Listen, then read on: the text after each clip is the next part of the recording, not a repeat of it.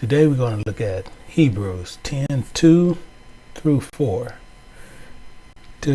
Just for a thought for the day for remembrance.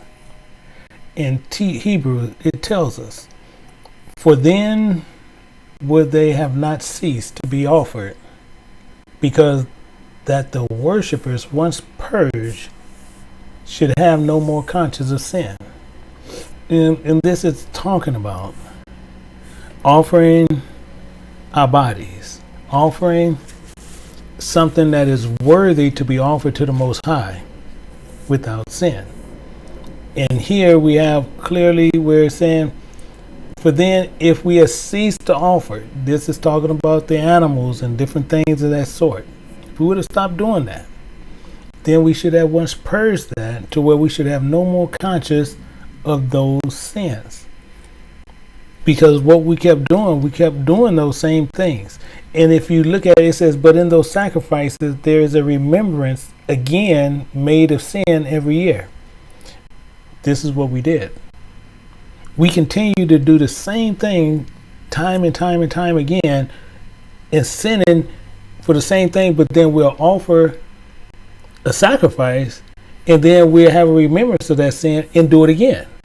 Because why? Because we're going to offer again what is required for sin.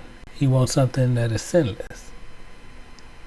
And as he says, it is not possible for the blood of bulls and of goats should take away sin. What is this saying? We was using animals to thinking that it was take away the sin that it was doing. So we doing no different than even with Job, because Job was doing the same thing. And it says, and he had sons that went and feasted in their houses, every one his day, and sent and called for their 3 sisters to eat and drink with them. And what was they doing? They were doing the same identical thing. Meaning what? And it was so in the days, even in the feasting was going on, that Job, the father, which we're going to get into, sent and sanctified them and rose up early in the morning and offered burnt offerings according to the number of them all. For Job said, it may be that my sons have sinned and cursed God in their hearts. Thus did Job continually. Meaning what? He sacrificed animals not knowing if his sons sinned or not. So this has a twofold. See, because most people think that they are living on the prayers and the sacrifices of their parents.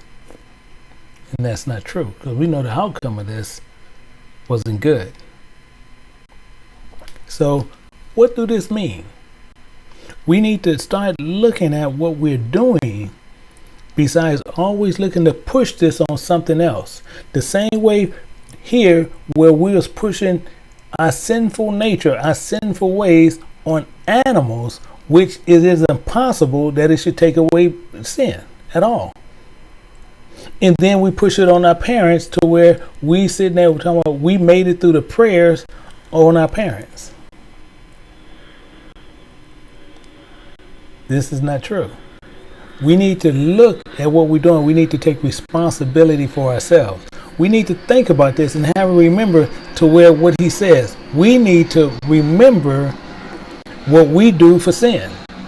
And if we know we sin, we need to come to that remembrance of that sin into where we can sit there and turn and do the first works that is required for remembrance and to take away that sin, to mean we will not be sinning no more doing those things.